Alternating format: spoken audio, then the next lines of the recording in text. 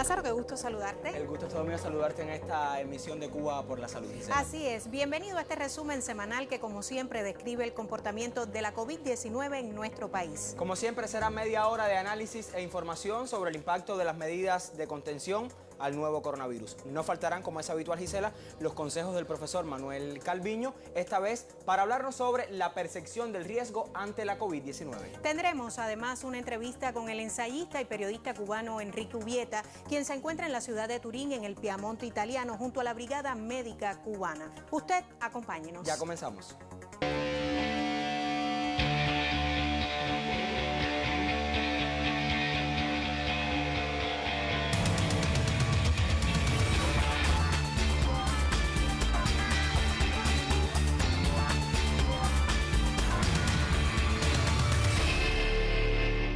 Comenzamos este viernes. El general de ejército Raúl Castro Ruz, primer secretario del Comité Central del Partido Comunista de Cuba, presidió una reunión de análisis sobre la situación en el país, donde se pasó revista al plan para la prevención y control del nuevo coronavirus. Igualmente fueron evaluadas las afectaciones al desempeño de la economía nacional generadas por la pandemia de la COVID-19 y las medidas para mitigar sus efectos en la población cubana. Participaron además el presidente de la República, Miguel Díaz-Canel Bermúdez, el segundo secretario del partido, José Ramón Machado Ventura, otros miembros del Buró Político y altos dirigentes del Estado y el gobierno cubanos. Vamos ahora a actualizar las cifras de la COVID-19 en el país. Ayer se diagnosticaron en Cuba 63 nuevos casos positivos para un total de 986 confirmados hasta la fecha. Hoy el Ministerio de Salud Pública comunicó el número de infectados más alto hasta este momento. Vamos a revisar en la gráfica, usted la tiene ya en pantalla. Veamos cómo el lunes solo 726 casos, y la cifra ya es preocupante, 766 el martes, 814 el miércoles, 862 y note usted, viernes y sábado, ya las cifras comienzan a preocuparnos un poco más. El viernes 61 casos, lo decíamos, durante los reportes de prensa esta semana ya comenzaba la preocupación, la atención de las autoridades sanitarias sobre este número, pero hoy sábado con 63 nuevos casos. Usted lo tiene en esta gráfica todavía con mayor nitidez. El lunes 57, después una ligera meseta, lo llamamos así, porque se mantuvo entre 40 y 48 casos entre martes y jueves, el viernes 61 casos y el sábado 63. Y si vamos a la otra gráfica, podemos también, hablar un poco de la recuperación de los pacientes, de cómo las noticias, después de tan tristes noticias, porque 63 ya es una cifra preocupante, como ya vemos que los pacientes recuperados también se incrementan. Hoy sábado con el mayor número, 227, casi 100 más que el lunes, y ha sido una curva en ascenso, lo que denota también que, todo el sistema de salud y las medidas de prevención han ido dando resultados, pero sigue siendo preocupante el ascenso de casos confirmados durante esta semana.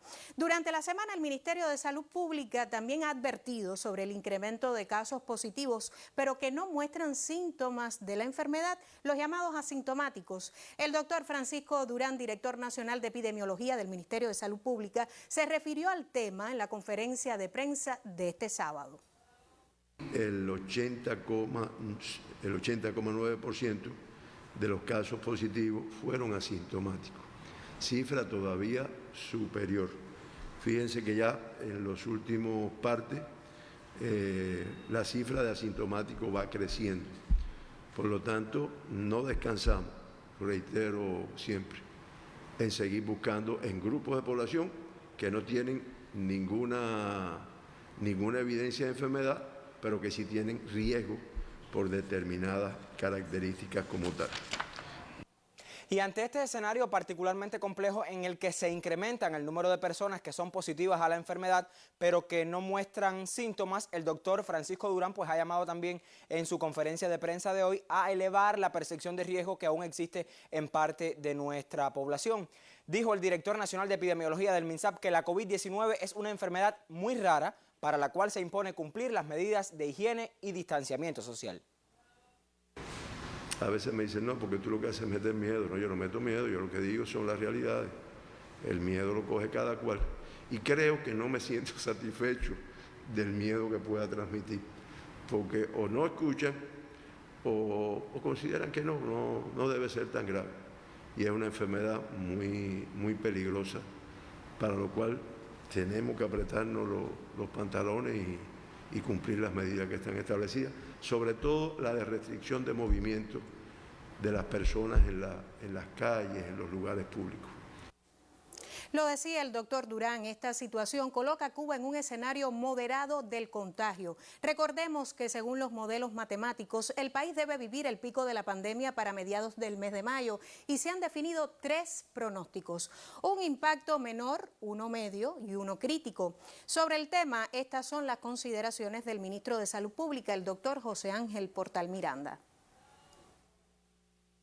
Hasta el momento el país se ha estado moviendo entre el primer y el segundo escenario, es decir, nos estamos moviendo muy cerca del primer escenario, pero ya estamos entre el primero y el segundo escenario. Estamos por debajo de lo que para el escenario crítico o medio podía haberse esperado para esta fecha. Y sin lugar a dudas tiene que ver con las medidas que el país ha estado tomando. Pero pensamos que si incrementamos la disciplina, si cada uno de nosotros cumple las medidas que le corresponden, podemos irnos en el escenario más favorable por el que nos movemos.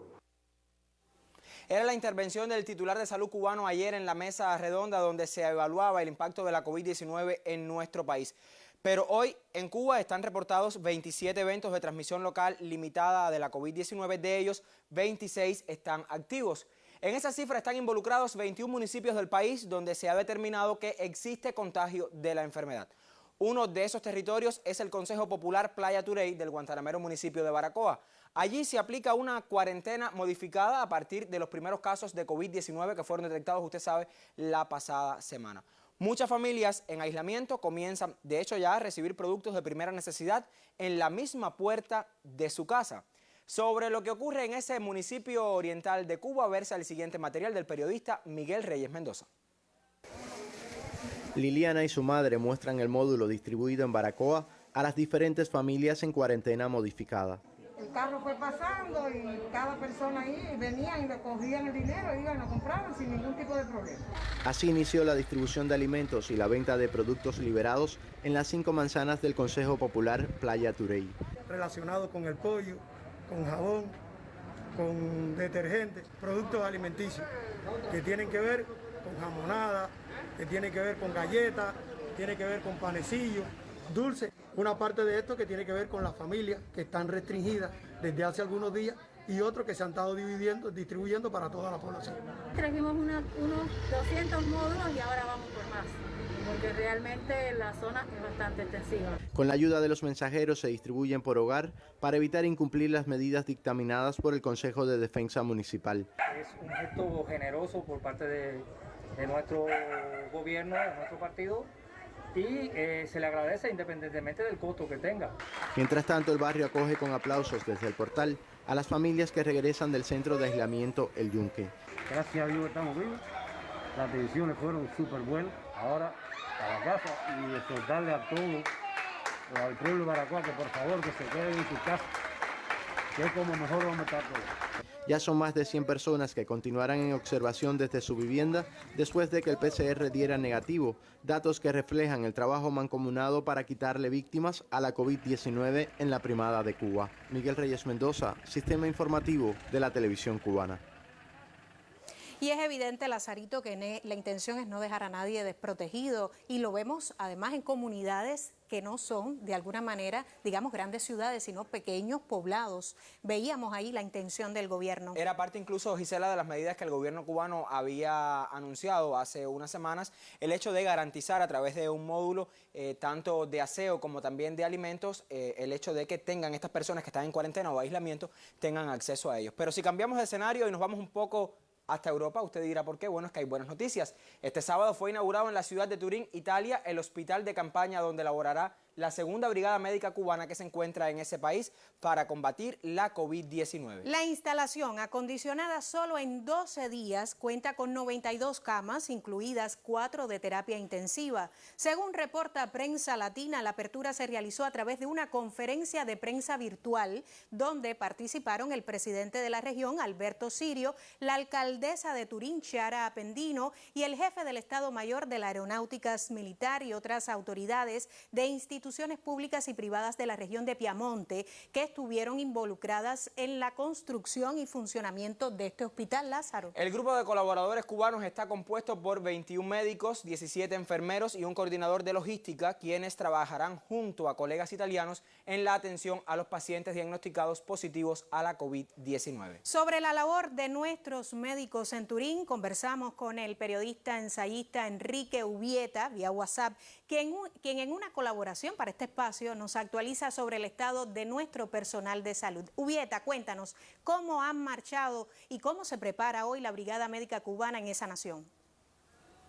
La Brigada Médica Cubana llegó a Turín el lunes 13 de abril y desde entonces ha estado preparándose, asistiendo a los hospitales de la ciudad, estudiando los protocolos de atención a los pacientes, estudiando también las medidas epidemiológicas que se implementan habitualmente en esos centros hospitalarios, mientras se va construyendo lo que es ya el hospital dentro de un gran pabellón que antes fue un taller de reparaciones ferroviarias y que acaba de terminar y estar listo para su operación.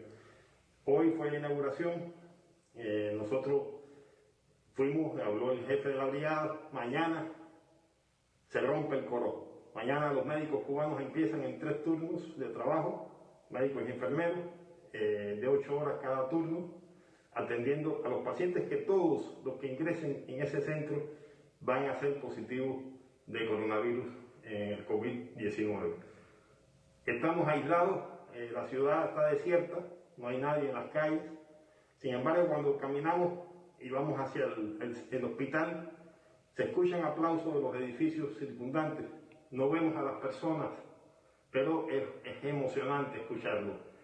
En el hospital al que asistimos, al que fuimos, las enfermeras escribieron carteles diciendo que lo que agradecían a Cuba, expresando su amor por Cuba. Y en fin, hemos encontrado realmente una sociedad que nos ha brindado su calor, su apoyo, su agradecimiento. Nosotros también agradecemos la solidaridad que hemos recibido desde que llegamos por parte de los amigos de Cuba y por parte de las autoridades. Mañana se rompe el corojo y empieza a trabajar intensamente la Brigada Médica Cubana en Turín.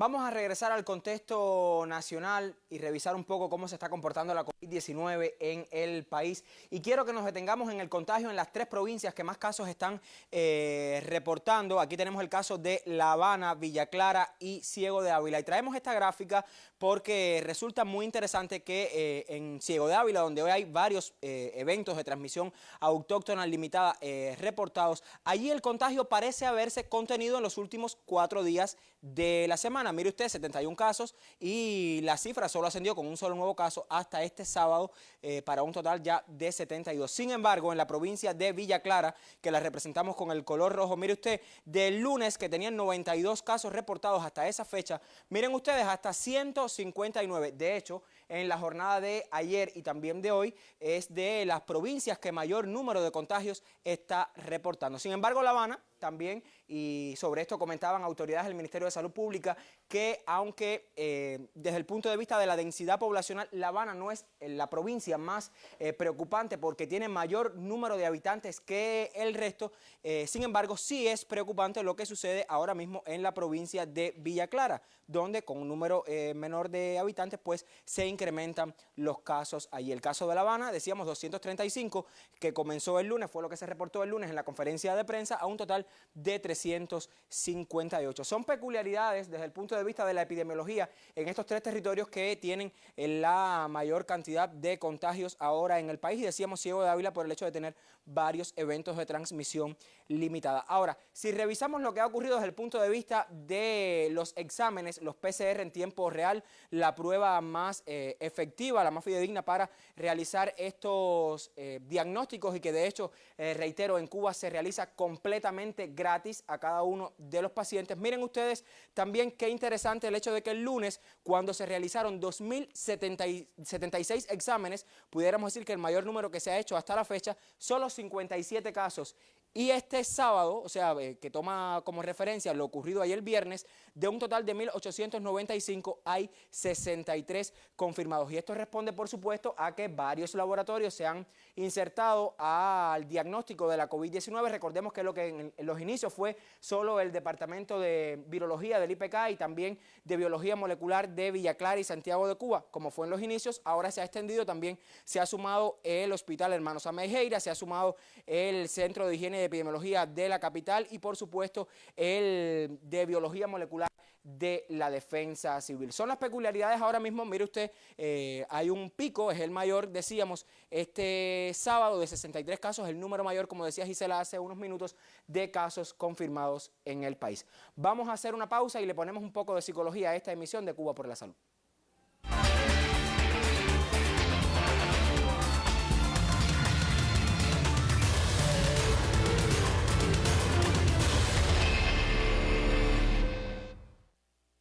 Y estamos en el momento del máximo rigor en la prevención, en la disciplina y en el autocuidado. Usted lo sabe porque los reportes de prensa, la información actualizada, así se lo permite. Además, sabe también usted discernir entre aquella información que no vale la pena porque genera de alguna manera incertidumbre, genera también ansiedades extralimitadas. Este es el momento de la psicología, ¿verdad, Lázaro? Así mismo, el doctor Manuel Calviño hoy nos invita a reflexionar sobre la percepción de riesgo.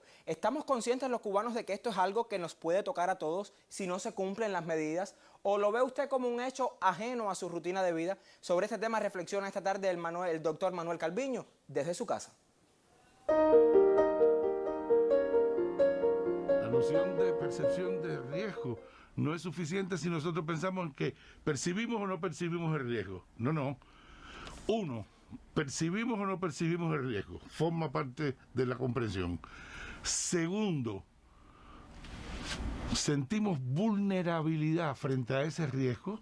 Es decir, eso que percibimos nosotros sentimos que nos puede afectar, porque si yo percibo un riesgo y no percibo que me puede tocar a mí, y no percibo que me toca a mí también, ¿verdad? O que toca a las personas al lado mío, a mi familia, a mi gente, pues no se cumple el ciclo de la percepción de riesgo. Entonces, hay que percibir en este sentido de ver el riesgo. Dos, ubicarnos como vulnerables, como sujetos que podemos ser impactados por esa situación, por ese suceso.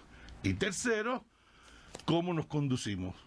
Es decir, nuestra reacción, nuestra decisión de comportamiento, nuestro comportamiento está incluido dentro de esa idea de la percepción de riesgo.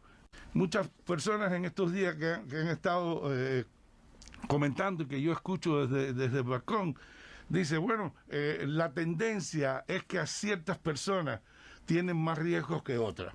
Y entonces dicen, no, la tendencia es que a ciertos sectores etarios de edad no tienen tanto problema, otros tienen más problemas. Entonces yo digo, sí, es verdad. Hay factores protectores, hay tendencias, hay impactos más probables, pero cuidado, porque la tendencia no es el suceso particular. No sé si logro explicarme. Usted puede decir, es muy poco probable que me toque a mí, pero muy poco probable no es imposible. Yo puedo decir, yo soy una persona sana, yo no tengo ninguna enfermedad, yo soy joven, bien. Es muy poco probable, pero muy poco probable no es imposible.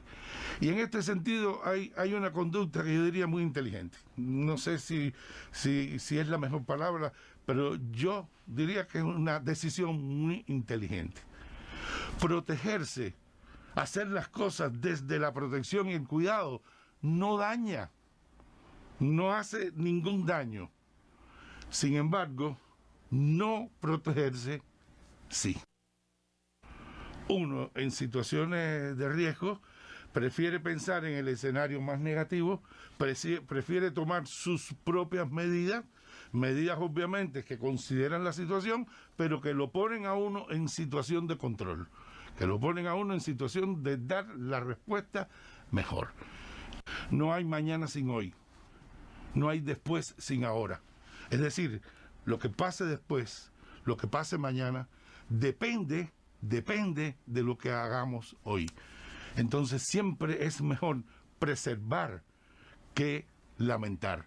Y en este sentido, pensemos y actuemos como la vida dictamina. De alguna manera, yo creo que preservar la vida es algo tan importante para nosotros que definitivamente todos debemos hacerlo, podemos hacerlo y necesitamos hacerlo.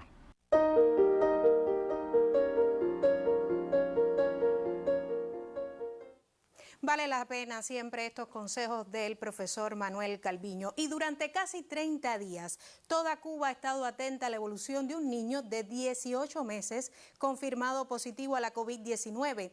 A 4 semanas de ingreso, Dylan, usted famoso en las redes sociales, regresa a su casa recuperado. Lo hace también su coterráneo, Ragnar Mosqueda, otro de los pequeños contagiados en la provincia de Granma. Las periodistas Katiuska León y Bárbara de Astro Bajo nos cuentan la historia de resistencia y amor de esos dos pequeños.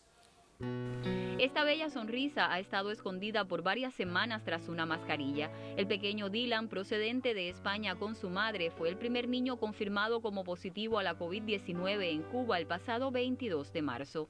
El niño estaba inicialmente asintomático. Cuando el médico va a la vivienda, ya la mamá les refiere que el niño hizo una fiebre de 38 grados centígrados.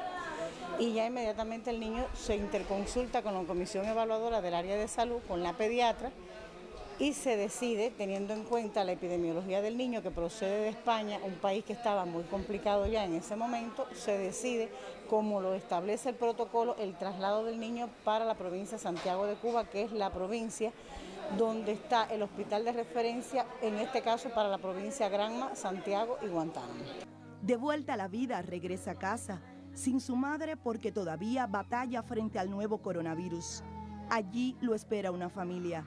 Pero está el bebé en buenas manos, en las de una enfermera que apostó por la ternura y la esmerada atención. Su llanto, expresión de añoranza, pero también de vitalidad, conmovió a todos en esta despedida, donde nos vimos obligados hasta aceptar su inocencia frente al obligatorio nasobuco. Es una gran satisfacción llevar este bebé hasta su destino, que es Granma, con la satisfacción del deber cumplido, de incorporarlo a la sociedad. Listo. Ya.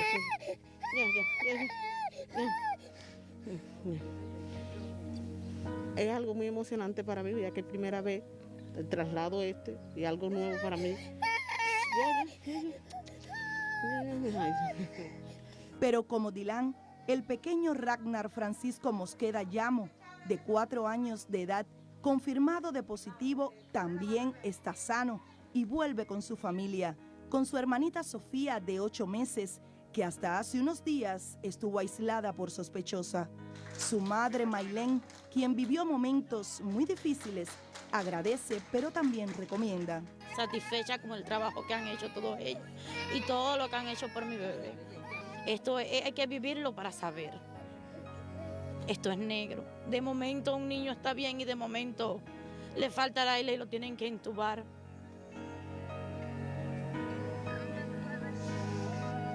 Muchas gracias a todos los que han hecho que mi bebé se sane y a todos los médicos cubanos. Les doy las gracias. Aun cuando las últimas muestras de estos niños fueron negativas, el protocolo de vigilancia continúa. El seguimiento de la atención primaria es a través de su equipo básico de salud, de su médico de familia, su enfermera y la pediatra del área, que deben verlo de manera diaria.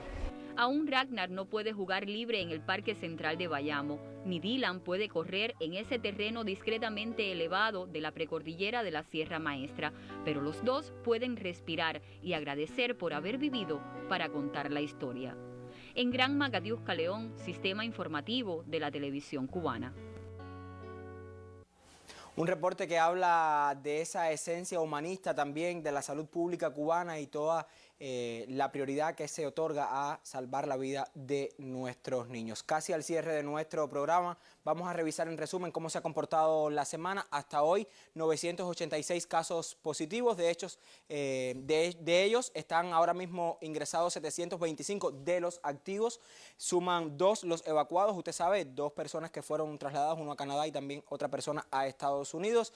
Hay 227 recuperados, la buena noticia de la semana, un número que se incrementa y lamentablemente se reportan ya la muerte de 32 personas. Esta es la información oficial que ofrece el Ministerio de Salud Pública, por supuesto siempre en conferencia de prensa el doctor Francisco Durán pues actualiza estos datos. Gisela. Yo creo que siempre el consejo más importante que podemos trasladar es el de la prevención. Siempre desde el ámbito de la información, del análisis semanal, que como cada sábado hoy tenemos también a partir de entrevistas, de informaciones, de reportajes, usted lo ha visto, pero sin duda alguna también porque es necesario el distanciamiento social. Quedarse en casa, nuestra recomendación, así terminamos, salga solo si es estrictamente necesario, cumpla con las medidas de higiene también y por supuesto permanezca informado con los distintos espacios tanto del Canal Caribe como del sistema informativo de la televisión cubana. Muy buenas tardes. Sea puntual, nos vemos el próximo sábado a las 6 de la tarde.